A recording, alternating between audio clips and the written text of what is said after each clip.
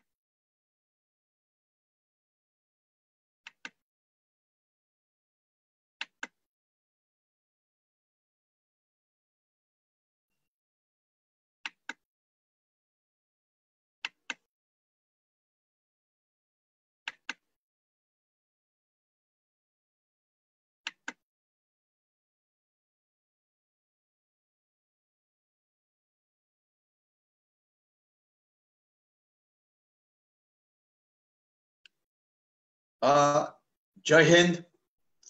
मैं ब्रिगेडियर हेमंत महाजन Facebook live में आपका स्वागत करता हूं। थोड़ा डिले हो गया है क्योंकि कुछ टेक्निकल इश्यूज थे, वो अभी टेक्निकल इश्यूज रिजॉल्व हो गए हैं और आज हम जिस विषय के ऊपर बातचीत करने वाले हैं वो है भारत पाकिस्तान युद्ध 1971 भाग 2, जिसमें हम जो बांग्लादेश में लड़ाई हुई थी इसके बारे में बात करेंगे और इसके अंदर भी दो पहलू के ऊपर हम बात करेंगे। एक तो पहलू है कि मुक्ति बाहिनी जो बांग्लादेश के कुछ लोग थे जिन्हें हमारी इंडियन आर्मी ने ट्रेन किया था, उन्होंने इस लड़ाई में क्या काम किया और उसके बाद जो लड़ाई हुई, इस लड़ाई के अंदर जो लैंड बैटल हुई यानी कि जमीन के ऊपर जो लड़ाई हुई, इसमें क्या कार्रवाई हुई, इसके ऊपर हम बातचीत करेंगे। और इसे मैं पावर पॉइंट की मदद से आपको दिखाना चाहता हूं, तो देखते हैं कि आप ये कैसे देख रहे हैं। एक बार मुझे कंफर्म करना कि मेरी जो वीडियो है वो वीडियो देख रहे, ये मुझे एक कंफर्म करना, क्योंकि मुझे इसमें कुछ शक आ रहा है। तो प्रमोद, इट्स फाइन सर, आप आगे आगे चलने दीजिए।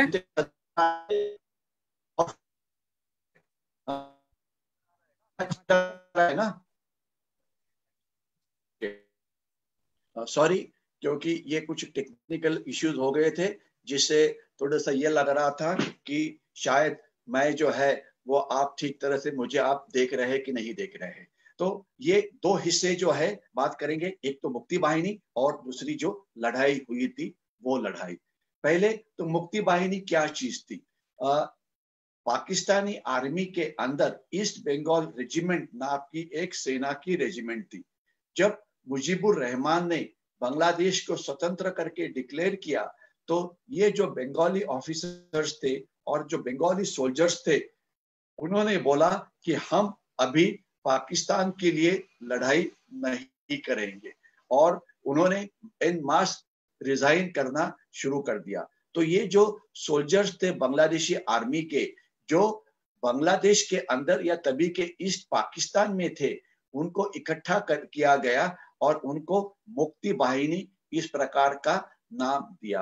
और ये मुक्ति वाहिनी क्या थी? ये एक अंडरग्राउंड आर्मी थी, जिसके अंदर जो जो बंगाली लोग थे, जो बाहर आए थे आर्मी छोड़ के, इनकी मदद से ये अंडरग्राउंड आर्मी बना दी।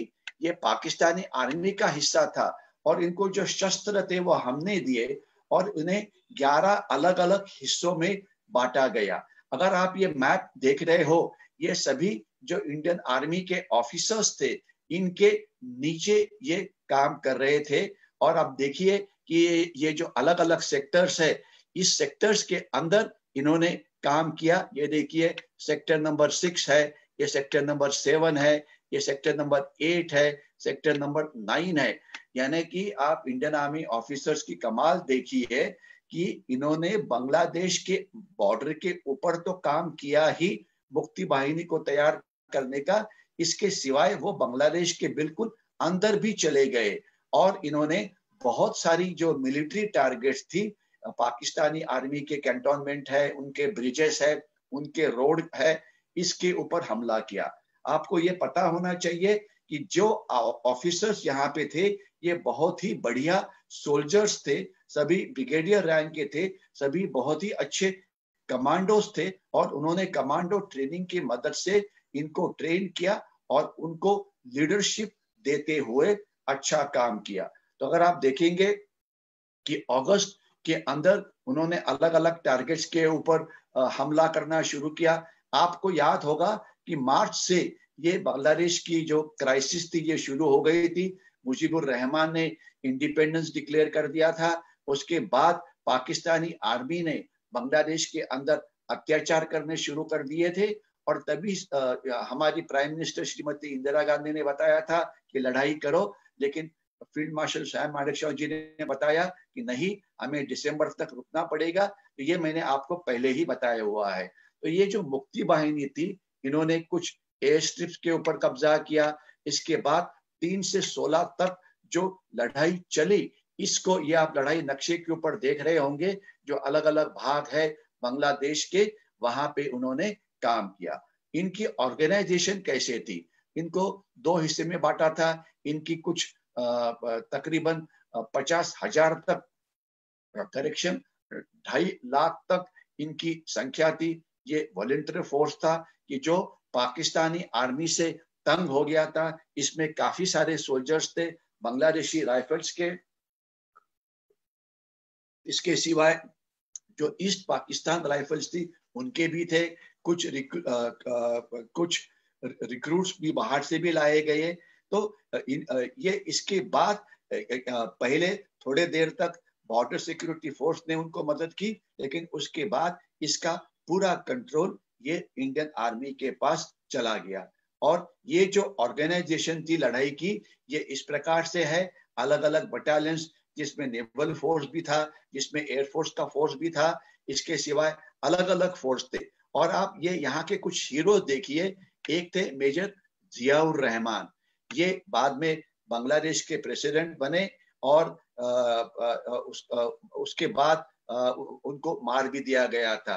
दूसरे थे खालिद मुशर्रफ, इसके तीसरे थे मौलाना मेजर शैफुल्लाह वगैरह, और इनके नीचे अलग अलग बटालियंस थी। तो इनका जो काम था वो तकरीबन काफी अच्छा था। इन्होंने पहले रिफ्यूजीज की मदद से वहां से खबर हासिल की, जो हमें थ्रेट हो रहा था उसे रोकने में कोशिश की।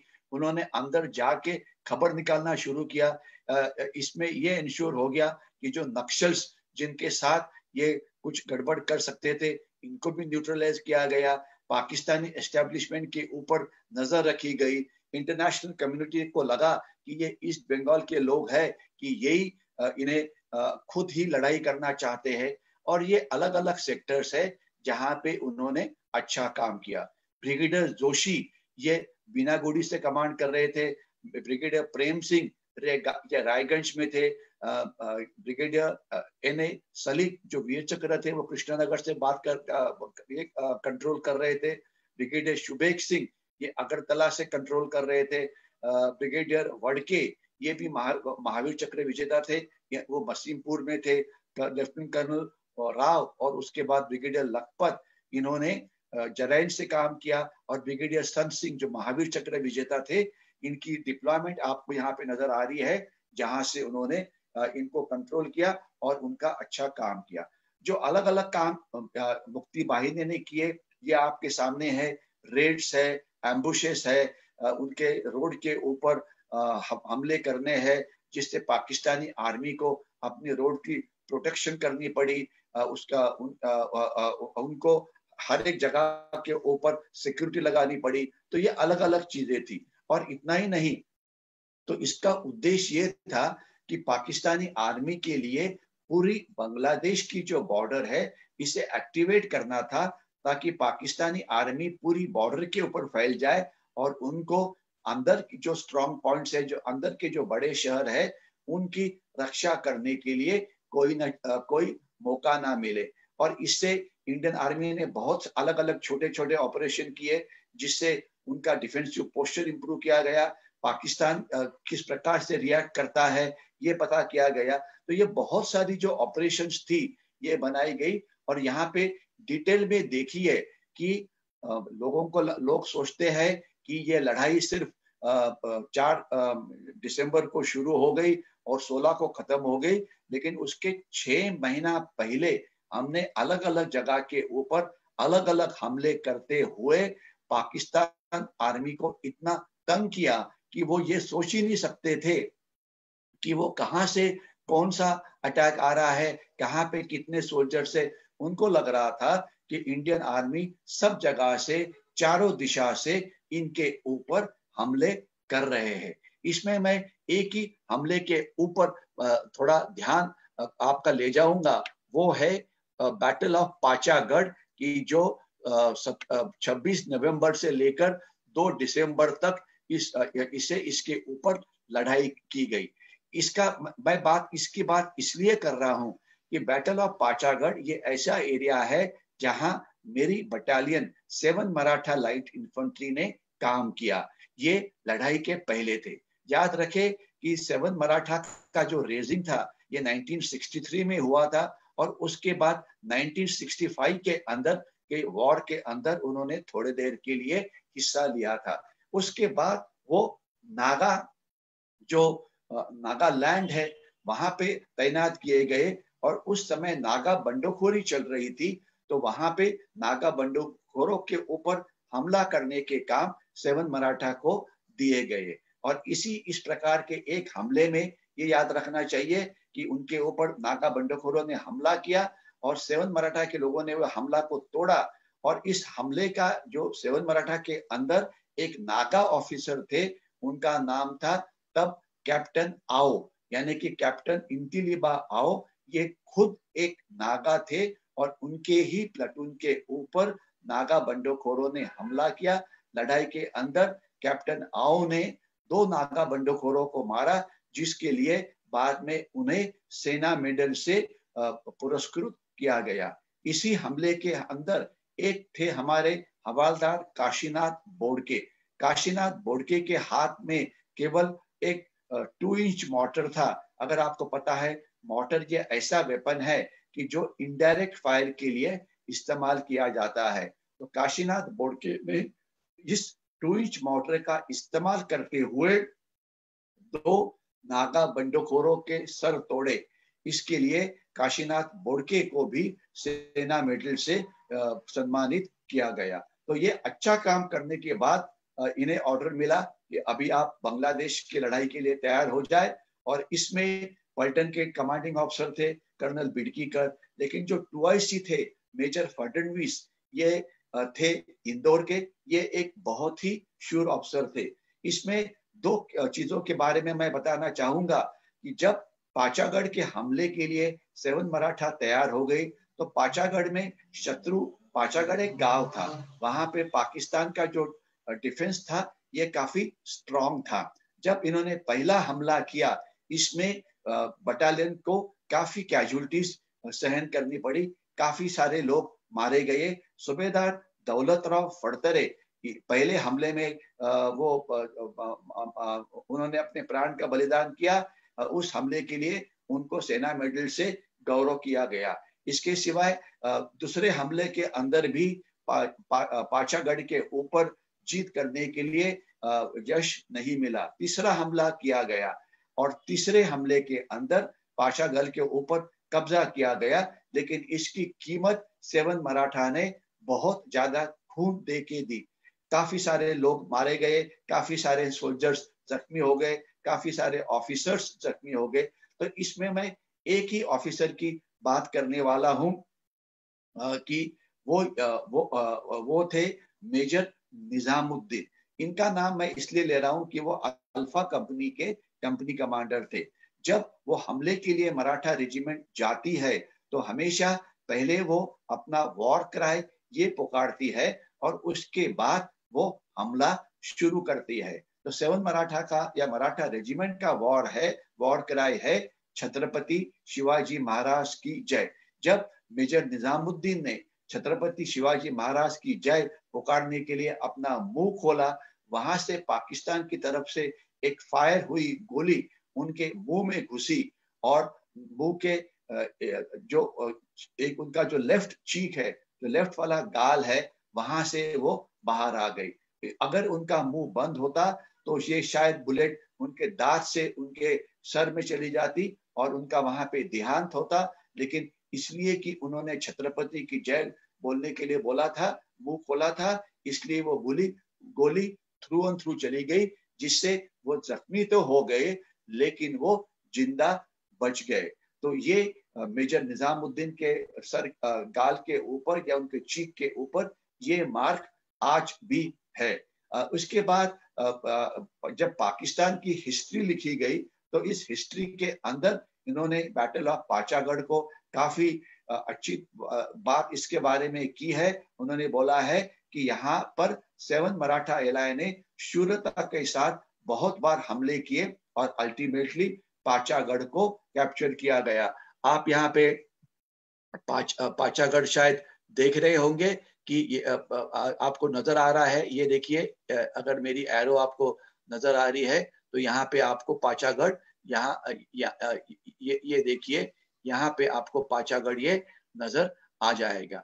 तो ये पाचागढ़ की लड़ाई एक बहुत ही कामयाब लड़ाई थी, क्योंकि इसके बाद एक मोटा रास्ता खोला गया। और ये रखना चाहिए, बात आपको पता होनी चाहिए कि 26 नवंबर से 2 दिसंबर तक, यानी कि ऑलमोस्ट एक हफ्ता ये लड़ाई चली। अभी लड़ाई शुरू नहीं हुई थी ऑफिशियली, ये सब बिना किसी को बताए हुए की जाने वाली लड़ाई थी और इसके अंदर बड़ा विजय मिला। और उसके बाद यहाँ के जो ऊपर जो पाकिस्तान की एक ब्रिगेड तैनात थी, उसने पूरा यहाँ पे सरेंडर कर लिया। और इसलिए लेकिन अनफॉर्चुनेटली 7 मराठा एलाय को इस लड़ाई में ज्यादा अवार्ड्स नहीं मिले।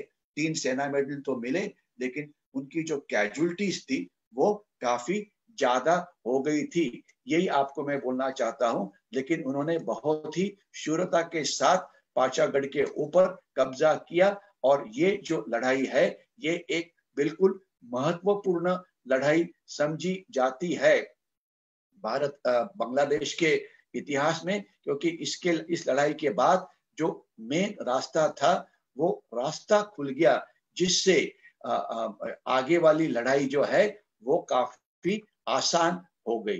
तो इसके बाद मैं आ जाता हूँ वो आगे वाला हिस्सा जो है, क्योंकि मैं वैसे चाहे तो ये जो हर एक लड़ाइयाँ जो हुई इसके बारे में बात कर सकता हूँ, लेकिन उनका आप देखिए अलग अलग नाम है। ऑप रणजीत है, ऑप विंड जैसलमेर है, ऑपरेशन ब्लैक जैक है, ऑपरेशन हट क्रैकर है, ऑपरेशन बेलोनिया है वगैरह। ये बहुत सारे ऑपरेशन यहाँ पे किए गए। ये सब बटालियन लेवल के ऊपर जो हमले किए गए थे, ये वो हमले थे। और इसमें अलग अलग बटालियंस ने बहुत ही अच्छी तरह से काम किया। और ये जो इनिशियल जो आपकी कार्रवाई थी, इसमें आप काफी यश मिला, जिससे हमारी आगे की लड़ाई थी ये आसान हो गई। ये जितनी भी मैं एक्शन कर रहा हूँ, ऊपर वाला हेडिंग देखेंगे, हम पाकिस्तान को मजबूर कर रहे थे कि वो अपने आप ही लड़ाई शुरू करे, building up pressure for trigger. तो ये ट्रिगर के लिए हमने कार्रवाई की, अलग अलग जगह के ऊपर अलग अलग एरियाज कैप्चर की गई। अगर आप देखेंगे तो यहाँ पे ये कुछ एरियाज है, ये कैप्चर 13 जैकरिफ ने कैप्चर किया, ये 55 GR ने कैप्चर किया, ये जो एरिया है ये 95 ब्रिगेड ने कैप्चर किया, ये 9 डिव के अंदर ये जो ब्लूज पे दिए हुए एरियाज है ये कैप्चर हो गए। तो यानी कि पाकिस्तान को समझ में नहीं आ रहा था कि एग्जैक्टली यहाँ पे हो क्या रहा है। इसलिए पाकिस्तान की जो आर्मी थी ये बड़ी कंफ्यूज हो गई थी, और उन्होंने हर जगह के ऊपर अपने जो ट्रुप्स है ये फैला के रखे थे, जिससे जो उनका मेन डिफेंस था, जिसे ढाका का डिफेंस बोला जाता है, इस ढाका की डिफेंस के लिए उन्हें एडिक्वेट ट्रुप्स नहीं मिल रहे थे। तो ये लड़ाई एक बहुत ही ये जो प्रिपरेटरी लड़ाई जो ऑलमोस्ट 6 महीना चली, ये एक बहुत अच्छा प्रकार था, जिससे जिससे हमें आगे की लड़ाई में बहुत अच्छा कामयाबी मिली। तो ये जो सोल्जर्स थे जिन्होंने पहले लड़ाई में हिस्सा लिया, इन सबको हमने प्रेज करना चाहिए, क्योंकि ये अगर प्रिपरेटरी एक्शंस नहीं होती तो शायद इस प्रकार की जो लड़ाई है वो हम कभी जीत नहीं पाते। तो मैं अभी आगे जाता हूं। अभी आप देखिए आगे जो है वो नेक्स्ट स्टेज के अंदर हमने पाकिस्तान को बहुत प्रेशर डाला। इसके बाद जब 3 दिसंबर को पाकिस्तान ने हमला किया, तो हमने मुक्ति बाहिनी के मदद से अंदर काफी गड़बड़ की थी, इसलिए पाकिस्तान को हमारे ऊपर हमला करना पड़ा। और पाकिस्तान जहां जहां पर हमले करते थे वहां पे पाकिस्तान काउंटर अटैक करता था, जिससे जो इंपॉर्टेंट ऑब्जेक्टिव्स नहीं थे इसके ऊपर भी वो हमला करके अपने ट्रुप्स को बर्बाद करता था। इसलिए जो उनके मेन डिफेंसेस ढाका और बड़े शहरों के पास थे, वहां से ट्रुप्स निकाल के वो बॉर्डर के ऊपर उनको लाने के लिए मजबूर किया गया। और इसके बाद जैसे वो बॉर्डर पे आए, अब अभी देखिए, पहले तो जो उनके डिफेंसेस थे उनका फैसला ये था कि ये है ढाका, यहाँ पे मेन डिफेंस होगा, एक डिफेंस यहाँ पे होगा, एक डिफेंस यहाँ पे शहरों के ऊपर होगा, एक यहाँ पे होगा। यानी कि 5-6 बड़े डिफेंस के ऊपर उन्होंने अपना ध्यान ये करना था। लेकिन अभी हुआ क्या, उन्हें हर जगह के ऊपर अपने डिफेंसेस लगाने पड़े, जिससे वो हर जगह के ऊपर वीक हो गए। तो ये एक बहुत ही अच्छा युद्ध का जो प्रकार था वो हमने इस्तेमाल किया। इसके लिए जो टैक्टिक्स और strategy field marshal Sam Manekshaw और इंडियन आर्मी ने इस्तेमाल की, उसे उन्हें कॉम्प्लीमेंट करना चाहिए। तो अल्टीमेटली पाकिस्तान हमारे जाले में फंस गया, और पाकिस्तान ने 3 दिसंबर को वॉर डिक्लेयर किया। देखिए, वॉर हमने नहीं डिक्लेयर किया, वॉर पाकिस्तान ने डिक्लेयर किया। और पाकिस्तान के प्रेसिडेंट जनरल याह्या खान, इन्होंने पाकिस्तान की एयरफोर्स को बोला कि आप सब जगह के ऊपर हमले करिए, और पाकिस्तान की एयरफोर्स ने अलग अलग जगह के ऊपर हमले किए। और फिर जब ये हमले हुए, इसके पहले आपको पता होना चाहिए कि जब हमले हुए उस समय प्राइम मिनिस्टर श्रीमती इंदिरा गांधी ये दिल्ली में नहीं थी। डिफेंस मिनिस्टर जगजीवन राम ये भी दिल्ली में नहीं थे, वो किसी और काम के लिए दिल्ली के बाहर में गए थे। फील्ड मार्शल ने डिसीजन ले लिया कि अभी हम लड़ाई शुरू करेंगे। एयरफोर्स को बोला गया कि अभी आप अपनी कार्रवाई शुरू करो, और इंडियन आर्मी को भी बताया गया कि जो हमने प्लान बनाया था उसे आप शुरू करो। तो ये डिसीजन लेने के लिए फील्ड मार्शल को हमने बहुत ही कॉम्प्लीमेंट करना चाहिए, क्योंकि इस प्रकार का बहुत बड़ा डिसीजन लेने में हिम्मत लगती है। और फिर मिसेस इंदिरा गांधी का स्पीच आपने तो ये पहले देखा ही होगा, जिसपे उन्होंने बोला था कि अभी हम बांग्लादेश के लड़ाई में पूरी तरह से शामिल हो गए हैं और हम बांग्लादेश को मदद करेंगे उनकी स्वतंत्रता की लड़ाई करने के लिए। ये पाकिस्तान के करेक्शन, ये जो बांग्लादेश के जो अलग अलग गांव है यहाँ पे आपको नजर आ रहे हैं, सैदपुर है, बोगरा है, उसके बाद राजर्षि है, उसके बाद जेसोर है, खुलना है, बरसियाल है, ये डक्का है। तो ये जो बड़े गांव है ये यहाँ पे दिखाया, जहाँ पे जो ब्लू दिखाया नजर आ रहा है ये बड़ा गांव है, सैदपुर बड़ा गांव है, टंगेल बड़ा गांव है, सिलहट ये तो खैर हमारा है, मौलवी बाजार ये बड़ा गांव है, इसके बाद कोमिला, डाक्का ये सब बड़े गांव है। इनके ऊपर उनके डिफेंसेस थे। और अगर आप ये मैप देखेंगे तो आपको नजर आएगा, ये आपको बांग्लादेश की बॉर्डर यहाँ पे नजर आ रही है, ये पूरा बांग्लादेश की बॉर्डर, इसके अंदर का जो एरिया है ये पूरा बांग्लादेश का है, ये पूरा यहाँ। और ये इसके जो इस तरफ वाला एरिया जो है ये पूरी बांग्लादेश की बॉर्डर है। और इसके बाद का जो एरिया है वो जो है वो हमारे देश का है। आप अगरतला देख रहे होंगे, आप चिटगांव देख रहे होंगे, वगैरह वगैरह। तो ये आप यहाँ की बड़ी नदियां देखेंगे, ये जो बड़ी नदी आ रही है यहाँ से, ये गंगा नदी है जो अपनी उत्तर प्रदेश बिहार से फ्लो होके आती है। फिर यहाँ से ब्रह्मपुत्रा नदी आ रही है, और ये जो ब्रह्मपुत्रा नदी यहाँ पर बांग्लादेश में प्रवेश करती है, इसके बाद उसे पद्मा बोला जाता है। और ये नदियां दोनों इकट्ठा होके फिर बे ऑफ बंगाल में पहुंचती है। और ये जो एरिया पूरा है ये ये दो नदियों का बना हुआ एक डेल्टा है, जिसे सुंदरबन के नाम से पुकारा जाता है। ये बिल्कुल मार्शी एरिया है, यहाँ पे बिल्कुल कोई गाड़ियां नहीं जा सकती, यहाँ पे कोई रोड नहीं है। बांग्लादेश जो पूरा है यहाँ पे बारिश काफी गिरती है, एरिया खेती काफी है, तो इसलिए लड़ाई के लिहाज से ये बिल्कुल गड़बड़ है। तो ये अभी आप देखेंगे कि कुछ पेरिनियल रिवर्स है, यानी कि जहाँ पे हमेशा पानी बहता है, वो आप देखेंगे ये जो बड़ी रिवर्स है वो।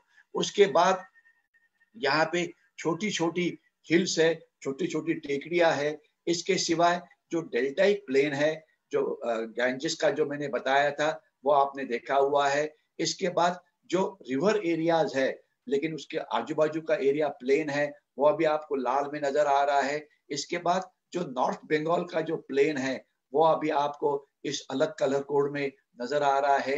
इसके बाद जो हिली एरिया है, यहाँ पे पहाड़ियां है, ये एरिया आपको यहाँ पे नजर आ रहा है। ये मैं आपको इसलिए दिखा रहा हूँ कि ये जो अलग अलग युद्ध भूमि है, अलग अलग युद्ध भूमि के ऊपर हमला करने के लिए अलग अलग प्रकार की टैक्टिक्स का इस्तेमाल हुआ है। हिल्स के अंदर हमें वहां पे हमने जो हमारा स्पेशल कमांडो फोर्स था, SFF स्पेशल फ्रंटियर फोर्स, इनको यहाँ पे लाया गया ताकि पाकिस्तानी आर्मी हिल ट्रैक का फायदा लेते हुए म्यांमार के अंदर ना भाग जाए। उसके बाद जो समुद्र का इलाका है वहां पे इंडियन नेवी का ब्लॉक लग गया ताकि वो समुद्र से वहां से भागी ना जाए। तो ये अलग अलग एरिया देखे जिसमें अलग अलग प्रकार की जो लड़ाइयां हुई। और ये 4 बड़े सेक्टर थे, northern sector, eastern sector, north western sector और साउथ वेस्टर्न सेक्टर। यहाँ पे 4 अलग अलग प्रकार की जो कोर्स थी, इन्होंने लड़ाइयां की थी। मॉनसून के अंदर यहाँ का जो इलाका है ये पूरा गीला हो जाता है, तो रोड छोड़ के कोई भी गाड़ी आगे नहीं जा सकती। तो इसलिए यहाँ पे लड़ाई करना बिल्कुल आसान नहीं है। यहाँ पे रंगाड़ों का इस्तेमाल नहीं हो सकता है, यहाँ पे चिलखती गाड़ियों का इस्तेमाल नहीं हो सकता है, जो बड़ी बड़ी तोहफे है इसका इस्तेमाल नहीं हो सकता है। विंटर से नवंबर से फरवरी होते हैं, इसीलिए फील्ड मार्शल ने समय चुना था दिसंबर का, कि जब पासेस बंद हो जाएगी, जिससे चाइनीज पाकिस्तान को मदद ना कर सके।